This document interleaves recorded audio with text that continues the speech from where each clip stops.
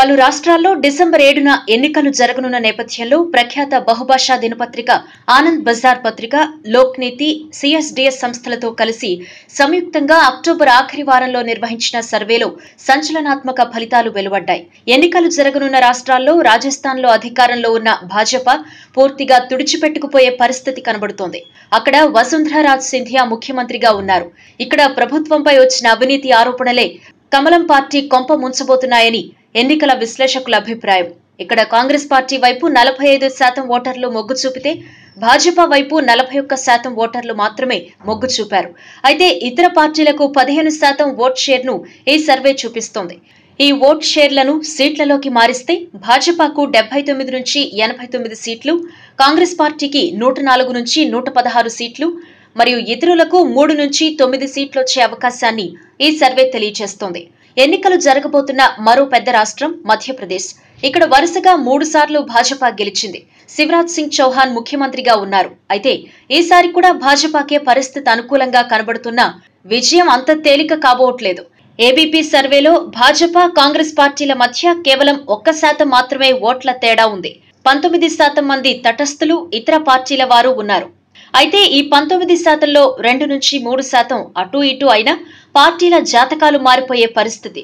ప్రధాని మోదీ, ప్రతిపక్ష నేత రాహుల్ గాంధీ తమ ప్రత్యక్ష ప్రచారం మొదలు పెట్టాక ఎవరి జాతకాలు మారతాయో వేచి చూడాలి. ఏబీపీ సర్వే ప్రకారం అధికార భాజపాకు 111 నుంచి 121 సీట్లు, కాంగ్రెస్ పార్టీకి 100 నుంచి 110 సీట్లు, ఇతర పార్టీలకు 6 నుంచి 12 సీట్లు వచ్చే వాతావరణం కనబడుతోంది.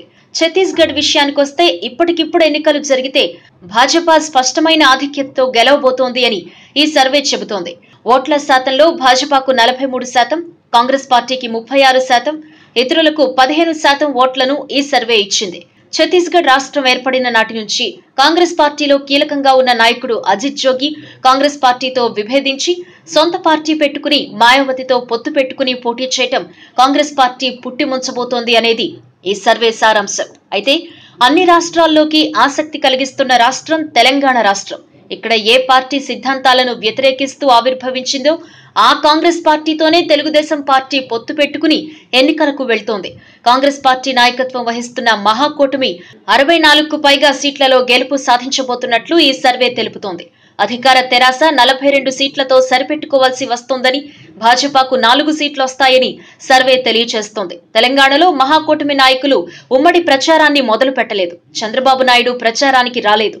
అసలు అభ్యర్థులే ఖరారు కాలేదు. ఇవేమీ కాకుండానే మహాకూటమికి గెలుపు అవకాశాలు ఉన్నాయని సర్వే తెలియజేసింది. అంటే ప్రచారం పూర్తి స్థాయిలో ఊపందుకుంటే తెరాస ఇబ్బందుల్లో పడొచ్చని కూడా సర్వే సారాంశం.